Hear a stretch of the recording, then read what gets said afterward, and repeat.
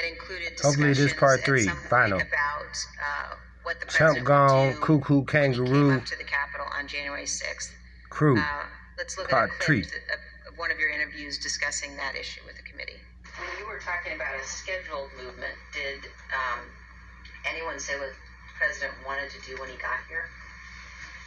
Lord. No.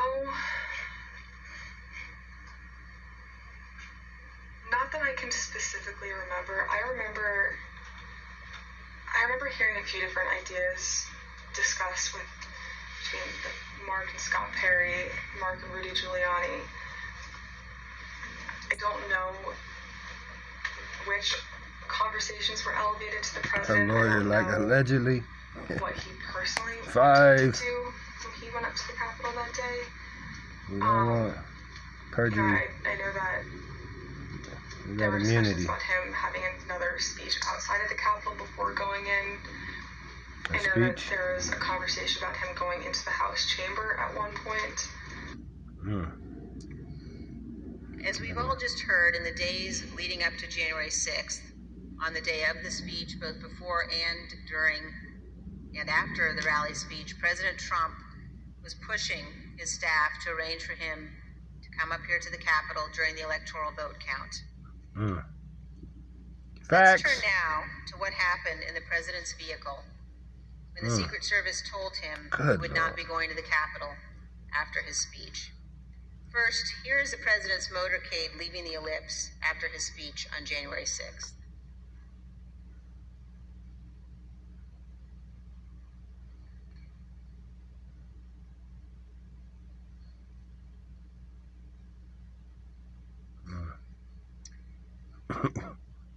Did you see him grab the steering wheel, choke somebody? Ms. Hutchinson, It looked like it. Let's see what they say. when you returned to the White House in the motorcade Chump. after the president's speech, where did you go? When I returned to the White House, I walked upstairs towards the Chief of Staff's office, and I noticed Mr. Ornato lingering outside of the office. Once we had made eye contact, he quickly waved me to go into his office, which was just across the hall from mine. When I went in, he shut the door, and I noticed Bobby Engel, who is the head of Mr. Trump's security detail, sitting in a chair, just looking somewhat discombobulated and a little lost. I looked at Tony Not want to and be said, here. Like, what happened? "Did you effing hear what happened in the Beast?"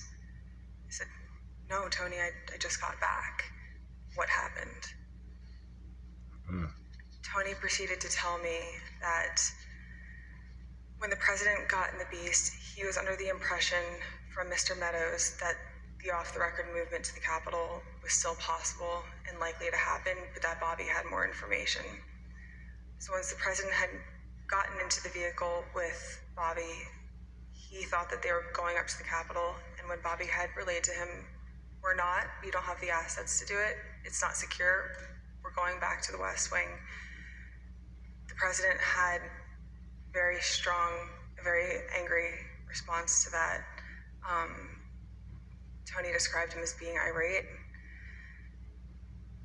The president said something to the effect of, "I'm the effing president, take me up to the Capitol now." To which Bobby responded, "Sir, we have to go back to the West Wing." The president reached up towards the front of the vehicle to grab at the steering wheel. Mr. Engel grabbed his arm, said, "Sir, you need to take your hand off the steering wheel. We're going back to the West Wing. We're not going to the Capitol." Mr. Trump then used his free hand to lunge towards Bobby Engel, and when Mr. Ornato had recounted this story to me, he had motioned towards his clavicles. And was Who would have Mr. slapped Engel a chump, in bro? the room as Mr. Ornato told you this story? He was. Did Yeah, Mr. black-eyed Engel president. correct or disagree with any part of this story from Mr. Ornato? Mr. Engel did not correct or disagree with any part of the story. Did Mr. Engel or Mr. Ornato ever after that tell you that what Mr. Ornato had just said was untrue? Neither Mr. Ornato nor Mr. Engel told me ever that it was untrue. And despite this altercation, this physical altercation, during the ride back to the White House, President Trump still demanded to go to the Capitol. Here's what Kayleigh McEnany, the White House press secretary at the time, I was wrote in wondering her where he was personal at. notes.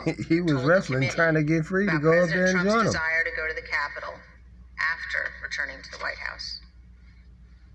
When you wrote, POTUS wanted to walk to the Capitol, was that based solely on what the president said during his speech or anything that he or anybody else said afterwards? Deposition So on to the best of January my 6th. recollection, I believe when we got back to the White House, he said he wanted to physically walk with the marchers, and according to my notes, he then said he'd be fine with just riding the beast. But to the best of my recollection, he wanted to be a part of the march in some fashion. Okay, and just for the record, the beast refers to the presidential limousine? Yes. President Trump did not go to the Capitol that day. We understand that he blamed Mark Meadows for that. So prior to leaving the rally site, when he got off the stage and everybody was making the movement back to the motorcade, I had overheard Mr. Meadows say to him then, as I had prior to Mr. Trump taking the stage that morning, that he was still working on getting an off-the-record movement to the Capitol. So when Mr. Trump took the stage, he was under the impression by Mr. Meadows that it was still possible. So when he got off the stage, I had relayed to Mr. Meadows that I had another conversation with Tony. The movement was still not possible. Not happening, Mr. homie. Meadows said, okay. And then as they proceeded to go to the motorcade, Play cake. and Mr. Meadows had reiterated, we're going to work on it. So I talked to Bobby. Bobby has more information. Mark got into his vehicle. To my understanding, Trump got into the Beast. And after we had all arrived back at the White House, later in the day, it had been relayed to me via Mark that the president wasn't happy that Bobby didn't pull it off for him and that Mark didn't work hard enough to get the movement on the books.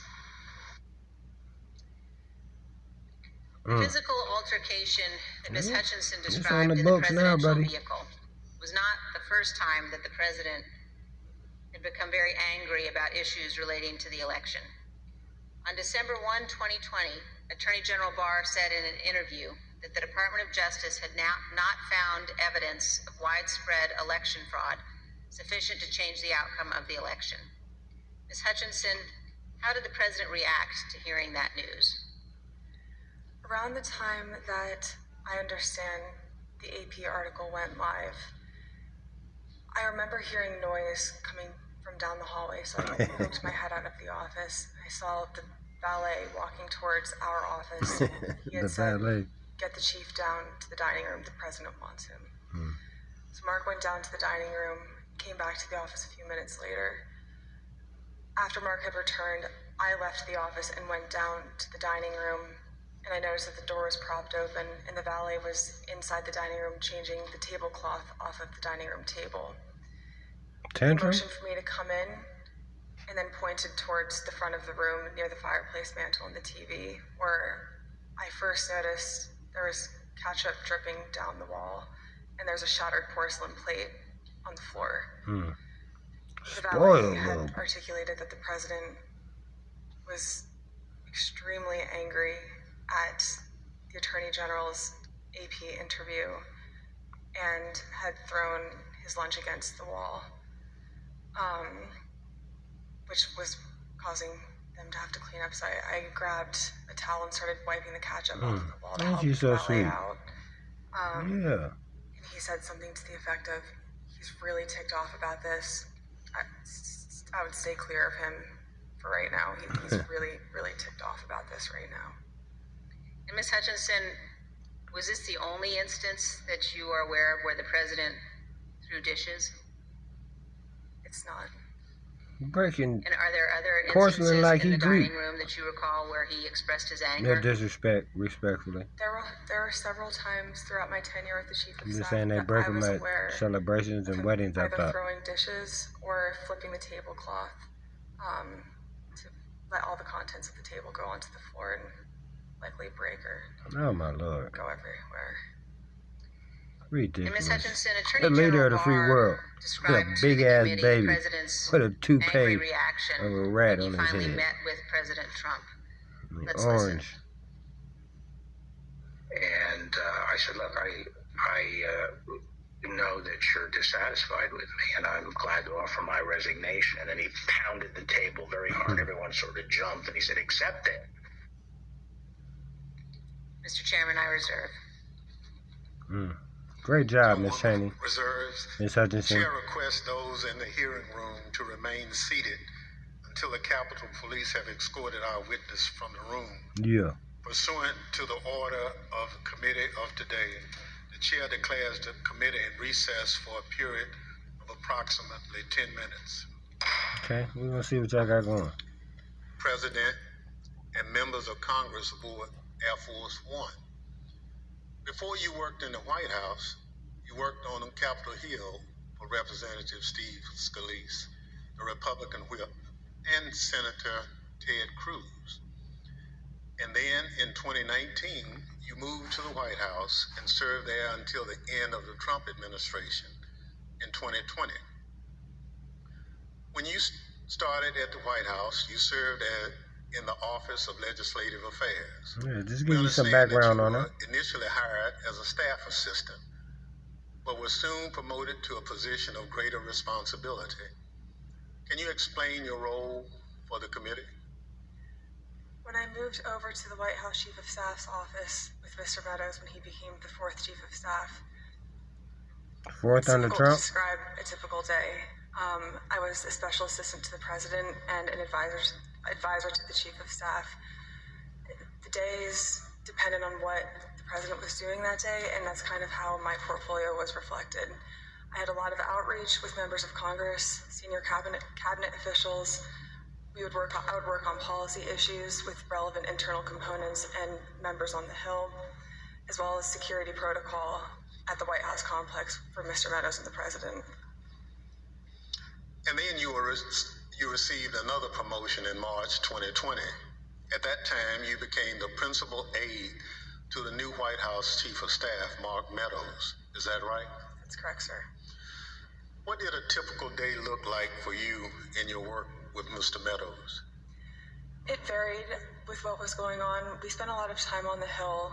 I spent time on the Hill independently too, as I was his liaison for Capitol Hill.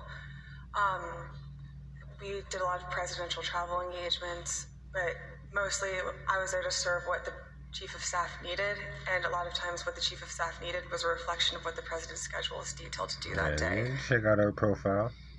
So is it fair to say that you spoke regularly in your position, both with members of Congress and with senior members of the Trump administration?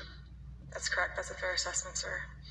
And would you say that in your work with Mr. Meadows, you were typically in contact with him and others in the White House throughout the day? That's correct, sir. Mr. Meadows and I were in contact almost pretty much throughout every day, consistently.